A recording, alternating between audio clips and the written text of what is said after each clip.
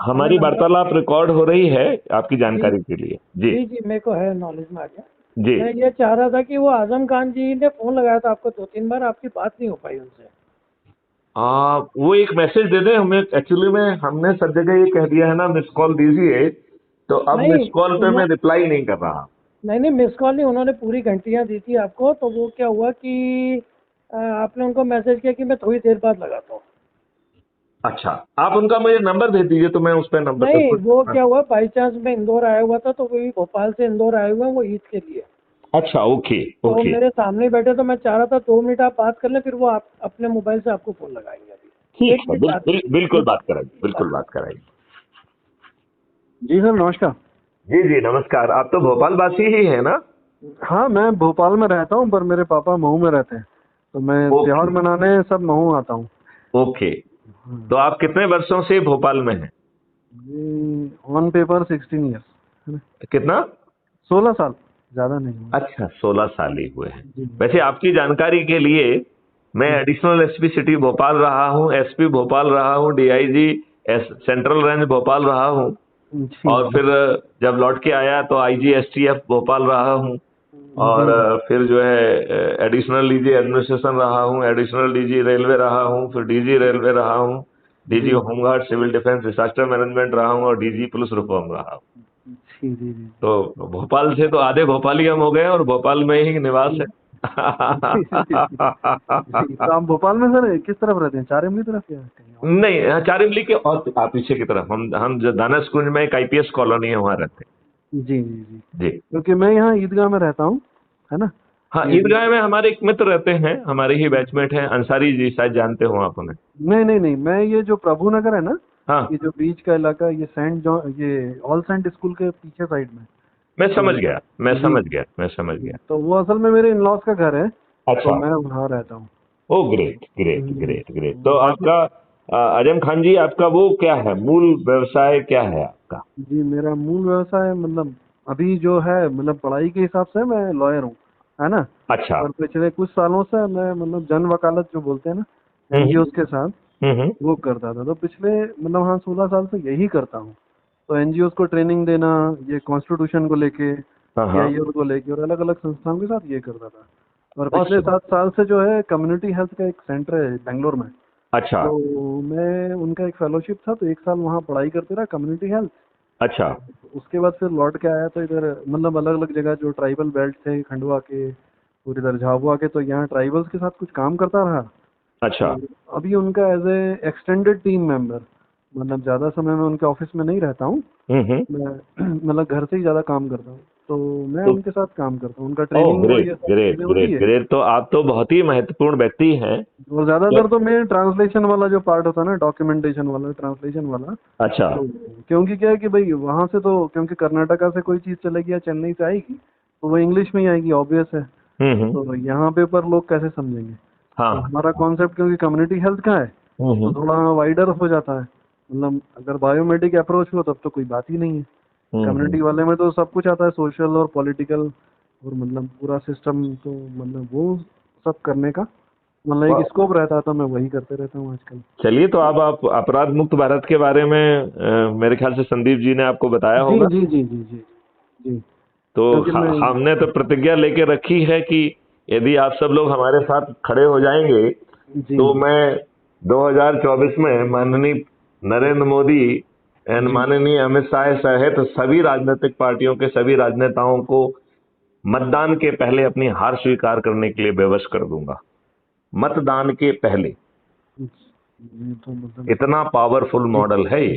जी जी जी जी, तो फिर तो सर आपसे जल्दी मुलाकात करनी पड़ेगी। आपको बिल्कुल बहुत जो बिना जी विलंब के आपको जो है ना जी जी जी करना चाहिए। जी जी, है है ना? ना। हाँ, जी, मैं सैटरडे को आपको कॉल कर लूंगा, है ना, क्योंकि बिल्कुल मैं बिल्कुल फ्राइडे को मतलब जाऊंगा। मैं अभी अपने फोन से आपको एक मैसेज और डाल देता हूँ ना व्हाट्सएप, बिल्कुल। तो या मैं आपको मैं उसे जी सेव भी कर लूंगा। जी और यदि आपने मुझे कॉल किया है तो मैंने आपको जी, आपने एक एसएमएस मैसेज से एक भेजा, लिंक जी जी लिंक जी भेजी होगी मैंने जी, लिंक आपको। भी भेजा आपने, उसके पहले आपने मैसेज भेजा था, उस वक्त आपका फोन बिजी आ रहा था, है ना, तो मैंने 2 एक्चुअली बार में लगा। मेरी बात चलती ही रहती है। जी मैं बेसिकली जी नॉन स्टॉप बकबक करता रहता हूँ। नहीं नहीं, इसको मतलब भाई, अब मतलब लोगों को ऐसा लग सकता है, हाँ, पर मतलब मैं ये मानता हूँ भाई, अब अपना जिम्मेदारी अपन ने मान लिया तो फिर क्या है।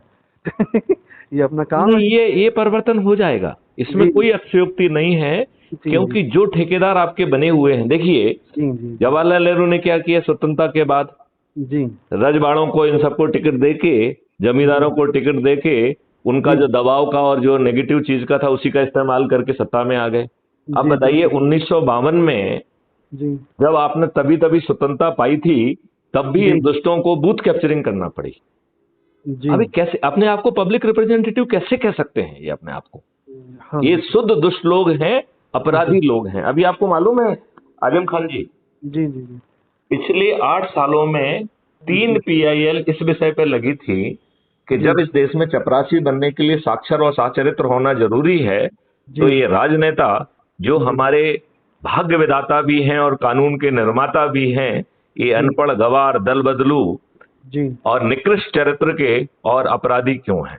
भ्रष्ट भी हैं और अपराधी भी हैं। जी हाँ जी हाँ जी तो तीनों ही पीआईएल में माननीय सुप्रीम कोर्ट ने पीआईएल कर्ता की बात मानी जी और कहा कि ये काम पार्लियामेंट को करना है। पीपुल्स रिप्रेजेंटेटिव एक्ट 1951 में संशोधन करके बस जी थोड़ा सा लिखना है कि अपराधी चरित्र के लोग जो जिनका आपराधिक रिकॉर्ड है, जब तक वो कोर्ट से बरी नहीं होंगे तब तक उनको जो है टिकट नहीं मिल सकता है, इतना ही लिखना था। जी तो माननीय नरेंद्र मोदी जी को तो दया आई नहीं, उनको वैसे जनरली अच्छे मुद्दों पे दया कम आती है। जैसे अभी जो बेचारी बच्चियां बैठी हुई थी ओलंपिक वाली, जी हाँ जी बताइए उन्हें जो है वो धरने पे बैठना पड़ा, और कितनी दुष्ट पुलिस है कि अपनी वैधानिक जिम्मेवारी का निर्वहन नहीं करती है। बिल्कुल। आपको नहीं लगता है कि ऐसी पुलिस को आर्टिकल 311(2) के तहत डिसमिस किया जाना चाहिए? वो तो मतलब होना ही चाहिए था, पर अब दिक्कत ये है कि मतलब अभी जैसे आपने दिक्कत उसको अभी इनिशिएट अभी किया है, दिक्कत आप अभी इनिशिएट कर दिक्कत रहे हैं, केवल बस जानते दिक्कत हो है। आजम खान जी क्या जी दिक्कत है?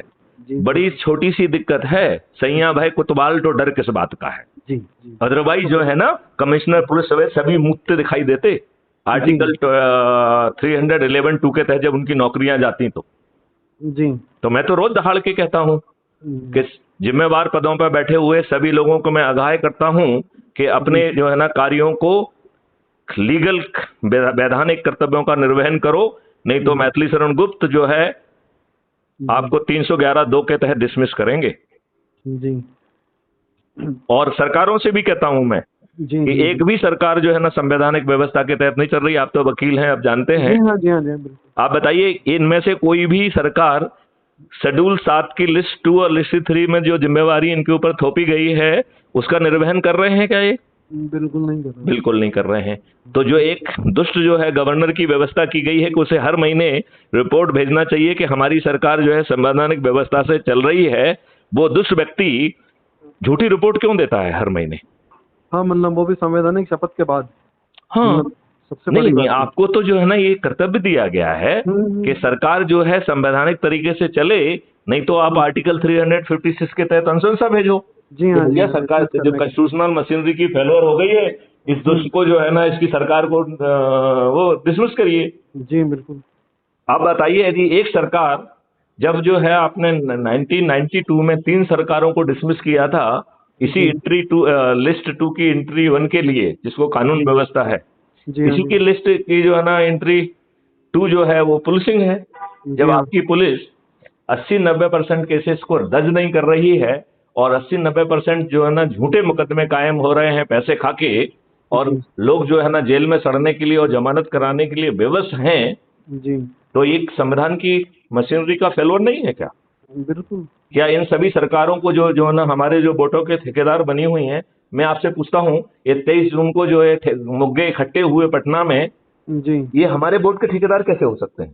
बिल्कुल। वो ये कैसे मान रहे हैं कि हम उनके प्यादे हैं, वो जहां जाएंगे हम उनको ही वोट देंगे? बिल्कुल ये उनकी दुष्टता है कि नहीं है? नहीं है ना, वो तो स्वाभाविक है। तो वो तो दिख रहा है साफ साफ, वो तो हर आदमी को ऐसा लगता है कि वो नहीं, लेकिन सवाल ये है कि अभी तक लोगों के पास ऑप्शन नहीं था। जी अब हाँ उनके पास ऑप्शन है क्योंकि उनके वो ऑप्शन खुद हैं। जी हाँ क्योंकि क्राइम फ्री भारत तो बड़ा सिंपल बात कह रहा है जी जी प्राइमरी भारत कह रहा है कि जो अधिक से अधिक लोगों को जोड़ेगा उसे हम चंद्रगुप्त कहेंगे, उसके पास चंद्रगुप्त का सर्टिफिकेट दे देंगे, उसी को विधायक का टिकट दे देंगे। जी तो आप बताइए, टिकट टिकट किसके हाथ में है? आपके खुद के हाथ में। जी हाँ जी हाँ आप संगोष्ठियां करिए, लोगों को जोड़िए, संगोष्ठियां करिए, लोगों को जोड़िए, टिकट आपको मिल जाएगा। बिल्कुल। और उसमें तो हमने यहाँ तक कहा है कि यदि आप नंबर 1 पे आ गए हैं तो मुख्यमंत्री बन जाएंगे आप। तो मुख्यमंत्री बनना भी आपके हाथ में है। हाँ मतलब ये आपका योग्यता है या आपका स्किल है कि आप कैसे नहीं कर नहीं, सकते वो हमने योग्यता और स्किल का क्राइटेरिया ही नहीं रखा है। मैंने जी कहा वो तो मैथिली शरणगुप्त चाणक्य की जिम्मेवारी है, जी जी टेक्नोलॉजी जानना हमारी जिम्मेवारी, मुख्यमंत्री की जिम्मेवारी नहीं है, जी वो जी मेरी जिम्मेवारी है। जी जी उनकी तो केवल एक ही जिम्मेवारी है, लोगों को जोड़ो, लोगों को जोड़ो, लोगों को जोड़ो, बस। जी जी जी मेरिट लिस्ट में आ जाओ, हम तुमको जी मुख्यमंत्री बना दें।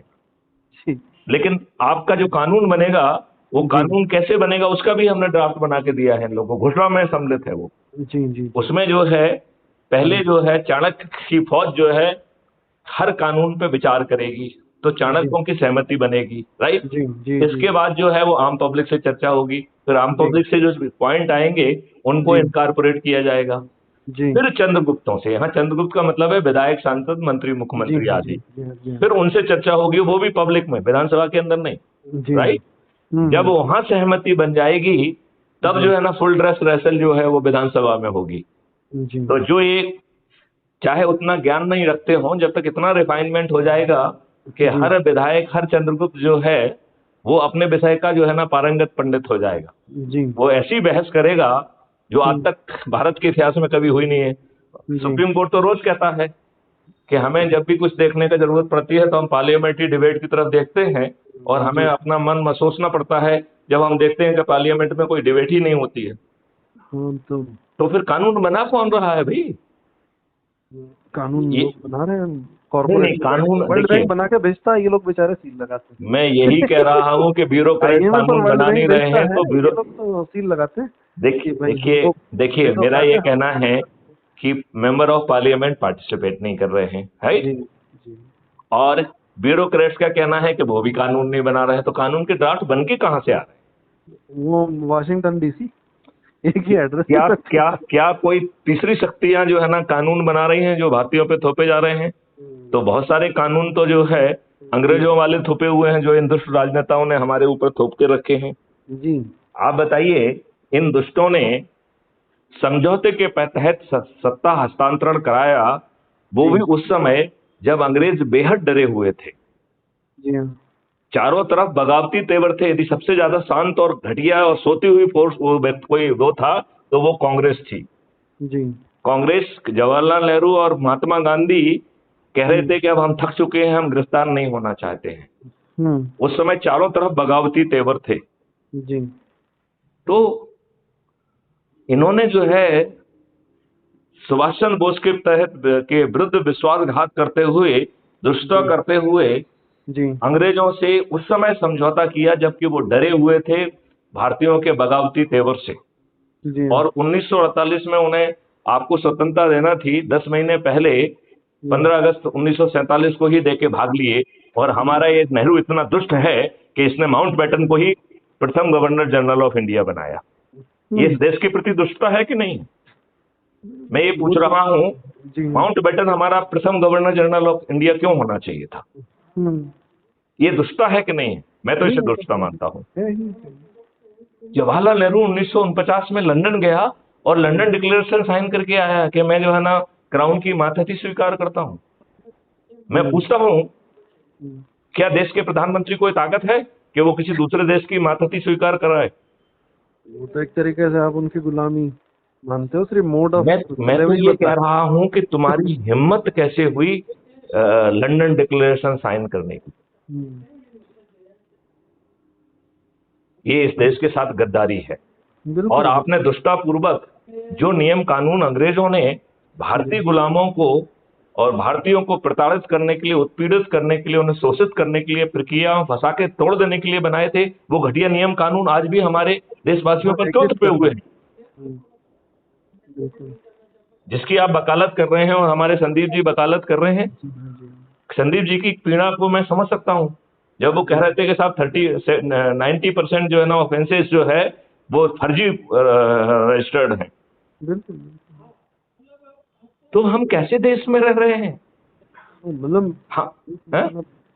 मतलब वो तो मतलब सामान्य आदमी को तो मतलब हम समझ भी नहीं सकते, मतलब पढ़े लिखों की स्थिति इतनी बदतर है, तो मतलब सामान्य लोगों के बारे में तो हम क्या सोचेंगे। पढ़े लिखे व्यक्ति सिर्फ अपने हित के लिए जी रहे हैं। इन्हें ना देश से मतलब है, ना देशवासियों से मतलब है, और ना ही अपनी संतानों से मतलब है। हाँ, हम ऐसे मान सकते हैं, आजकल तो बहुत हाँ छोटी मतलब हो गई दुनिया। हाँ तो मतलब वो आप जो कह रहे हैं मैं इस बात से मतलब 100% इत्तेफाक रखता हूँ, क्योंकि मैं यही बोलता हूँ कि उनको या तो आईपीएल तो समझता है या अपने फ़ोन का डेटा समझता है ना, बाकी उनको कुछ मतलब भी नहीं है, उनके घर के चार दीवारी के बाहर उनके बच्चे क्या कर रहे हैं उनको इससे भी लेना देना नहीं। नहीं तो तो देश को ये ज़्यादा बड़ी चीज़ हो जाएगी। आप अपने हम्म, नेक्स्ट जनरेशन को अच्छा भारत क्यों नहीं सौंपना चाहते? जी हाँ, ये हमारा जिम्मेदारी है, ये करेक्ट। हमारा जिम्मेदारी है, बिल्कुल नहीं, आप ये बिल्कुल। बताइए, जब ये जो तीन तीन पीआईएल में सुप्रीम कोर्ट ने कहा कि साहब आप अपराधियों को टिकट मत दीजिए, लेकिन माननीय नरेंद्र मोदी जी ने तो ग्राउंड में उल्टा किया। हाँ आपका जो है जो पार्लियामेंट का 2019 का चुनाव था, जी उसमें उनके खुद के एफिडेविट के हिसाब से 42% मेंबर ऑफ पार्लियामेंट आपराधिक रिकॉर्ड के थे। उनमें से 29% जघन्य अपराधों के अपराधी हैं, हत्या, डकैती, लूट, किडनैपिंग, बलात्कार, ब्रिजभूषण जैसे। जी अब बताइए, इसके बाद जो है अभी जो 2022 का चुनाव हुआ उत्तर प्रदेश का, जी तो ये 42% बढ़ के 51% हो गया। आपको जी मालूम है उत्तर प्रदेश में 403 विधायकों में से 205 आपराधिक रिकॉर्ड के हैं, और माननीय मुख्यमंत्री आदित्यनाथ के खिलाफ भी ढेर सारे ऑफेंस हैं वो जो तो उन्होंने बैकडोर से विड्रॉ करने की कोशिश की थी। वो मैं 2009 में गया था जब ही हम्म गोरखपुर, तो एक एसटी हिंदुस्तान टाइम्स के एक पत्रकार थे, हम्म तो उन्होंने ही उनके साथ केस और मतलब बहुत सारी काफी सारी चीजें हुई थी। हम्म मतलब उस टाइम मैं पूरा दौरा करके आया था यूपी का। हम्म अच्छा, तो मतलब ये आजमगढ़, संजरपुर, इलाहाबाद हाई कोर्ट, मतलब इलाहाबाद में, लेकिन लखनऊ में। मैं तो जो है पत्रकारों को बहुत दोषी मानता हूँ। नहीं, अब देखिए, पत्रकार जो है अपना पेट पाल रहे हैं। इन्होंने संविधान के चतुर्थ स्तंभ का तो ओहदा खो दिया है। ये अपने पेट देखिए पालने ये वाले तो और थोड़ा बहुत ब्लैकमेल करने बस, वालों से ज्यादा इनकी औकात कुछ नहीं रह गई है। नहीं वो तो है ही नहीं। अब हम ऐसा मान के चलते आप हैं। ये बताइए, मेरे से जी देश के सभी बड़े पत्रकार जुड़े हुए हैं, जी और जी रोज मेरी फीड आती है, एक पत्र में छपते मिलती है। जी यदि उनको कोई इन्फॉर्मेशन दे रहे हैं, एक यदि रिटायर्ड डीजी जिसने जी क्राइम फ्री भारत मिशन, आपको मालूम है मैं national police mission crime free Bharat government of India का नोडल ऑफिसर हूँ। जी जी जो मैंने प्रस्ताव भेजा था, जो गवर्नमेंट ऑफ इंडिया ने मान्य किया था, आज जी उसका नोडल ऑफिसर मैं ही हूँ। जी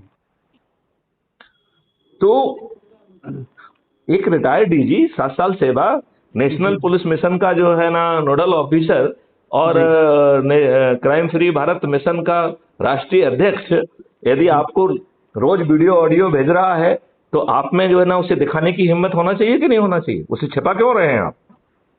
पैसे लेना है ना सर, हमें जमीन नहीं लेना है, नहीं नहीं, ये हमें ये अपने सब कुछ पत्रकारिता चाहिए का ना सर। धर्म का उल्लंघन नहीं है। नहीं सर, ये तो मतलब अभी आप देखिए, मैं एक छोटे से पेपर का एक सीएसआर मैंने शायद 6 महीने देखा है हम्म ना, वो पत्रिका नाम का एक पेपर है ना। हम्म तो मतलब वो लोग क्या, अब आप उसके दो उदाहरण ही दूंगा, मैं ज्यादा नहीं बता पाऊंगा हम्म कि मेरा ज्ञान कम है, मेरा टाइम भी कम है। हम्म जैसे इंदौर, जब जहाँ पत्रिका लॉन्च होता है तो हम्म वहाँ 2 कैंपेन ही वो शुरू करते हैं, हम्म आप 3 मान सकते हैं। हाँ हाँ एक उनकी कैंपेन का नाम है जमीन का दर्द, तो हम्म जब उन्हें जमीन नहीं मिल जाती तो जमीन का दर्द खत्म हो जाता हाँ हाँ है ना। फिर जैसे आपने पानी वाला देखा भोपाल में, है ना, हाँ हाँ पानी वाला वो अमृतम जलम करके भोपाल और इंदौर दोनों जगह होता था, हाँ हाँ है ना। वो कैंपेन था किसका? नगर निगम का। हम्म और लोग क्या मानते थे? वो पत्रिका का है। हाँ हाँ और गुलाब कोठारी को उस टाइम पेपर स्थापित करना था, तो वो भोपाल हर महीने 3 बार आते थे, हाँ है ना। हाँ हाँ हाँ मतलब मैं तो 6 महीने उनका नौकरी किया हूँ, सीएसआर नौकरी नहीं, मैं एज ए कंसल्टेंट काम करता था। उनका एक मीडिया एक्शन ग्रुप करके था। तो मतलब क्या है कि वो लोग ने, मतलब और एक मेरे मित्र हैं पत्रकार, मतलब बहुत ऐसे छुटभइये पत्रकार जो बोलते हैं ना। तो एक बार एक सज्जन आए वक्फ बोर्ड के अलग कुछ लेके मैटर, तो उन्होंने बोला देखिए हम आपको ये बता रहे हैं और ये बड़ी सनसनीखेज चीज है, ऐसा वैसा। तो वो हंस के उनको बोला कि अब ये भी तू तय करेगा कि क्या छपेगा? कि हम तय करते हैं और पैसे कितने देगा ये तय करता है ना। अभी आजकल वो पत्रकार पीपल्स में है, मतलब मेरे कुछ पत्रकार दोस्त रहे, तो ऐसा मेरा नहीं, तजुर्बा कुछ कुछ रहा। नहीं, आप बिल्कुल सही करेंगे, यही है। जी। आप तो जो मतलब अभी देखिए, इनसे धर्म कर्म जब तक आप पैसे मतलब, नहीं देंगे आपकी खबर नहीं छपेगी। हाँ, इवन जो आप अगर जानते हो वो लज्जा शंकर हरदिनिया करके एक बहुत बुजुर्ग पत्रकार है, हाँ, बहुत बहुत अच्छे ढंग से जानता हूँ। हाँ, वो हरदीने जी के मतलब पहली बार मैं भोपाल गया था तो हरदीने जी ने ही बुलाया था, अच्छा। मतलब ऐसा व्यक्तिगत नहीं, जब वो उनका ना राज्य मंत्री का दर्जा था, है ना। तो जीवन में मेरी यात्रा वहीं से शुरू हुई, हाँ पचमढ़ी से। हाँ हाँ तो अब हरदीने जी मतलब कैसी पत्रकारिता करते हैं आप जानते ही हो, हाँ हाँ है ना। हाँ हाँ भाई उनके सब लोग दोस्त हैं, हाँ हाँ और उनका बेटा उनकी पत्रकारी, मैं ऐसे ही बोलता हूँ कि पत्रकारिता की दुकान अब उनका बेटा संभालता है, जबकि अच्छा। उसको आप बोल दोगे 3 लाइन लिख दे हिंदी में तो वो ठीक से नहीं लिख पाएगा, है ना। पर क्योंकि पिताजी के ने है तो अब बंगला भी है उनके पास, और बेटे जी के ने पैसे भी हैं और ठेका भी है। हाँ हाँ तो मतलब और सारी पार्टियां, मतलब वो भले से बाबूलाल गौर हो या लक्ष्मी नारायण शर्मा हो, है ना, अब दिग्विजय सिंह हो, तो वो मतलब जैसे अब दिग्विजय सिंह आपको कोई काम बोलेंगे तो अगर आप सेकुलरिज्म की बात बोलेंगे तो बोलेंगे हरदीने जी को चेयरमैन बना लो। मतलब ये अभी लास्ट आपको उदाहरण दे रहा हूँ मैं, ये CNRC का, है ना। उसमें कैंपेन वो जो इकबाल मैदान में धरना चल रहा था सबसे लंबा, जिसको भोपाल का क्या शाहीन बाग कहते थे, मध्य प्रदेश का। हाँ हाँ तो वहाँ पे भी जब वो जो अभी प्रेजेंट विधायक आरिफ मसूद, हाँ तो वो मसौदा लेके आए वो भाईजानों के पास और बोले कि भाई इस कमेटी बना लेते हैं और उसका चेयरमैन हरदीने जी को बना लेते हैं। तो वहाँ इसी बात को लेके चकल्लस शुरू हुई कि भाई इनको क्यों बनाएंगे, एक तो ये बेचारे वैसे ही 90 साल के, इनको आराम दो, हाँ, है ना। ठीक और बात। इन्होंने कुछ किया भी नहीं, आप क्यों परेशान कर रहे हो ना। हाँ तो फिर ऐसे करके उनको भगा भगू दिया, मतलब वो जो विधायक लेके आए थे ऐसा मसौदा, उन्हीं की बेइज्जती हुई बेचारों की, और क्या होना था। तो जो लोग वहाँ बैठे थे उन्होंने बोला भैया हमको सब आता है यार, हम ये शुरू दिन से बैठे हैं, हमको तो सब पता है। हाँ अभी तुम ये मतलब हमारे प्रोग्राम को हाईजैक करने का सोचो भी मत, क्योंकि ना तुम्हारी पार्टी का इसमें कोई लेना देना है, हम सब लोग बेहद धार्मिक है ना। हाँ हाँ हाँ और उसमें से कुछ लोग बेहद मतलब विधर्मी टाइप के भी थे मेरे जैसे, हाँ, है ना। हाँ। मतलब मैं ज्यादा ऐसा मतलब बोलना चाहिए ना ऑर्थोडॉक्स टाइप का नहीं हूँ, बिल्कुल ठीक मैं है, बोलता हूँ कि बिल्कुल। भाई आप मेरे नाम से बिल्कुल धोखा मत खाना कि मैं एक अच्छा मुसलमान हूँ, है हाँ, ना। ठीक ठीक बात है। मतलब मैं बिल्कुल संविधान मानता हूँ, ये बात पक्की, और बेसिक ईमानदारी मुझ में है। बिल्कुल मैं ठीक ये बात है। मानता हूँ मतलब और संविधान को समझने के लिए आपको कोई बहुत पढ़ने की जरूरत नहीं है। जो बिल्कुल आपका ठीक। कॉन्शियस अलाउ करता है, जो आपका मतलब सामान्य ज्ञान है, वही कॉन्स्टिट्यूशन है। आपको कुछ बहुत वकील की जज साहब की जरूरत नहीं है। फिर आपको लगता है आपका ये करने से किसी का बुरा हो रहा है, मतलब यही कानून यही है ना। कहा, बिल्कुल ठीक कहा आपने, बिल्कुल। अब बहुत आप अपना धर्म जोड़ लो चाहे संविधान जोड़ लो, पर वो बहुत सामान्य चीज है। और अब ये है आज की दुनिया में सामान्य चीज असामान्य हो गई है। बिल्कुल ठीक कह रहे हैं, बिल्कुल ठीक कह रहे हैं। ऐसा मैं मान लेता हूँ, मतलब common sense means the common sense which is not common. हाँ, मतलब वो कॉमन सेंस कॉमन है नहीं। हाँ। मतलब मैं पिछले कुछ सालों से यही देख रहा हूँ। हम्म, तो मतलब मैं आपको बिल्कुल मतलब मैं आपके पास हाजिर हो जाऊंगा, है ना। हम्म, मैं सैटरडे को आपको फोन करूंगा, ठीक है। तो आप मुझे और जानकारी दीजिएगा।